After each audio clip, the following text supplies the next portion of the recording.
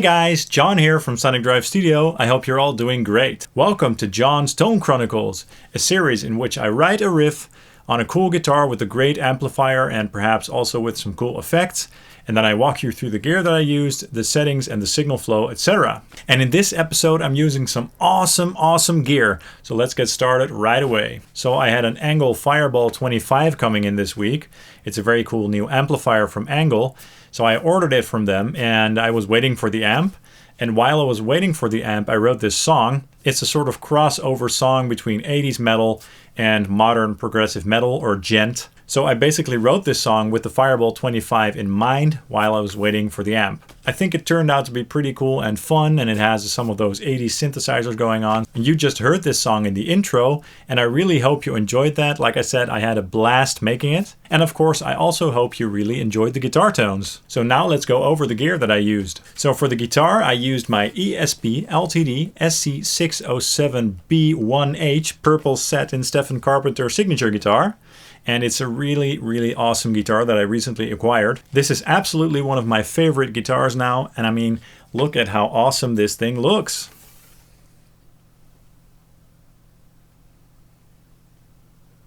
I've already used it in one video before, but I'm definitely planning on using this one a lot more in the future. So it's a 7-string baritone guitar with a scale length of 27 inches. It's a neck-through body design with this beautiful purple satin finish. I mean, this looks so awesome.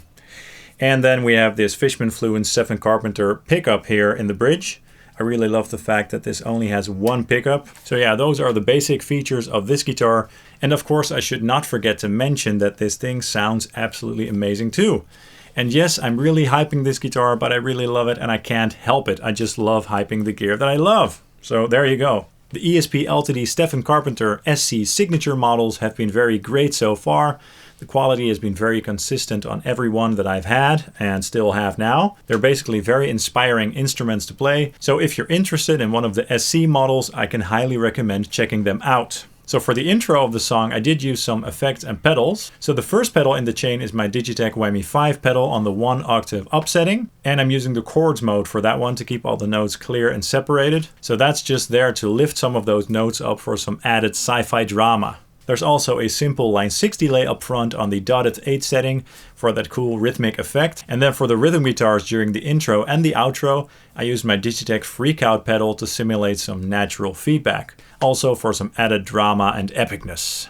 And then for the amp tones, I used my brand new ENGL Fireball 25 amp. Check it out! So I can tell you right away that this thing is awesome and it does not disappoint in any way. This thing is so awesome! This thing is very awesome. It's on fire! It's so hot! This thing is very awesome. So I'm really excited, and that is my genuine state right now. I also own the excellent ENGL Iron Ball and Fireball 100 here, and those amps are awesome. But I do think that this is sort of the perfect middle ground between those two amps in terms of tone and power. I mean, this thing may be cute and tiny, but it sounds absolutely huge. And that might have something to do with the fact that this one has 6 L6 tubes in the power section. Now, normally the smaller amps tend to come with EL84 tubes or sometimes 6V6 tubes, and those are the smaller power amp tubes. But this one, just as the PRS MT15 amplifier that I have over here, came with the big 6L6 power tubes. And a lot of people seem to like that because it seems to give the amps a bit more oomph and headroom. So it's a 25 watt 2-channel amp with a shared EQ. And the clean channel is very cool because it's very chimey and dynamic, but it can be pushed up to a very nice level of drive. So it has some really nice crunch tones on it. And the mid-boost control that this amp also has really helps to get it to that sort of British crunch level. A very cool tonal option to have indeed, just to have some crunch tones in between those very nice clean tones and very heavy tones. So it sort of really helps to broaden the range that this amplifier has to offer. So that's also basically what I did in the intro section. So it's the clean channel with the gain turned all the way up, and then the mid-boost switch was on as well. And these are the exact settings that I used for that section and the outro. And by the way, one of the things that I really tend to love about the ENGL amps is the fact that the tone stack EQ is very responsive, natural, and musical. So that perhaps also helps to give the ENGL amps a sort of luxurious feel when you're working with them. And for the heavy rhythm tones, I used the lead channel, of course, and I did not use a boost pedal of any kind, so that's just the guitar going straight into the amplifier. And these are the exact settings that I used.